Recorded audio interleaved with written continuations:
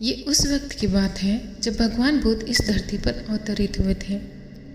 एक व्यक्ति जिसके पास धन दौलत की कोई कमी नहीं थी, उसके साथ जीवन काटने वाली उसकी पत्नी और राम लक्ष्मण जैसे 2 प्यारे बच्चे थे।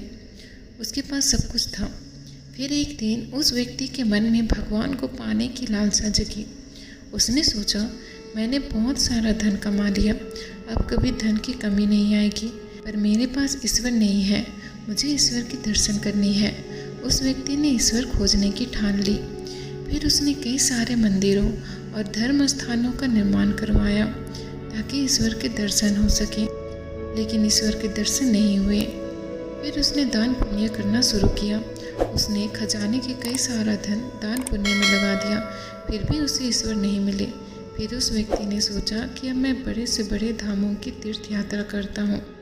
उस व्यक्ति ने कई तीर्थ स्थानों के दर्शन किए। ऐसे ही 20 साल गुजर गए, पर उस व्यक्ति को ईश्वर नहीं मिले।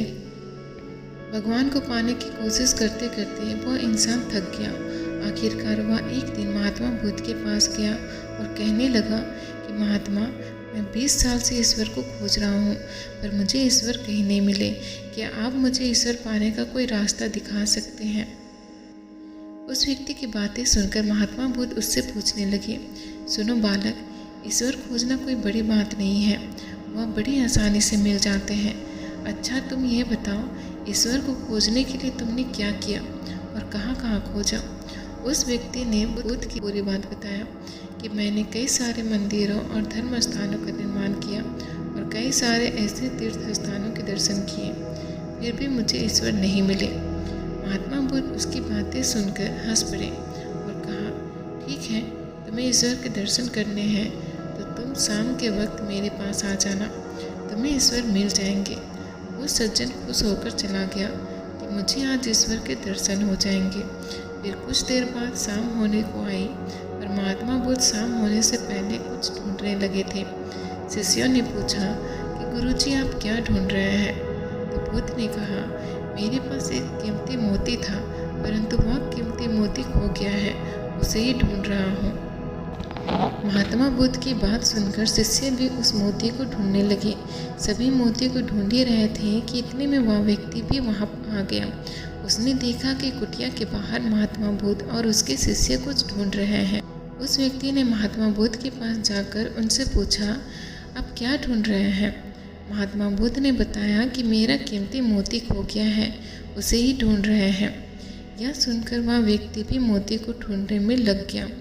ढूंढते ढूंढते रात होने को आई, पर मोती नहीं मिला।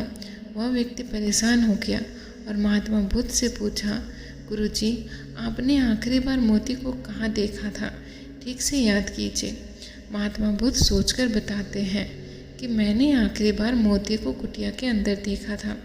यह सुनकर वह व्यक्ति थोड़ा गुस्सा हो गया और बुद्ध से कहने लगा, लगता है आप में थोड़ी सी भी अक्ल नहीं है। अगर मोती आपके कुटिया के अंदर है तो कुटिया के अंदर ही मिलेगा, ना कि बाहर। अब व्यर्थ में बाहर इधर उधर ढूंढ रहे हैं और मुझे भी अपने साथ ढूंढा रहे हैं। आप अपना समय तो व्यर्थ कर ही रहे हैं, साथ में दूसरों का भी कर रहे हैं। इस पर महात्मा बुद्ध उस व्यक्ति पर मुस्कुराए और उस व्यक्ति को कहा, वत्स, मैं तुम्हें यहाँ बुलाकर यही तो समझाना चाहता था कि जिस ईश्वर को तुम बिना सोचे समझे इधर उधर ढूंढ रहे हो, उसे तुमने कभी अपने अंदर की कुटिया में खोजा ही नहीं। ईश्वर कभी खोजने से नहीं मिलते, उसके लिए तन मन पवित्र होना चाहिए, तभी ईश्वर के दर्शन होते हैं।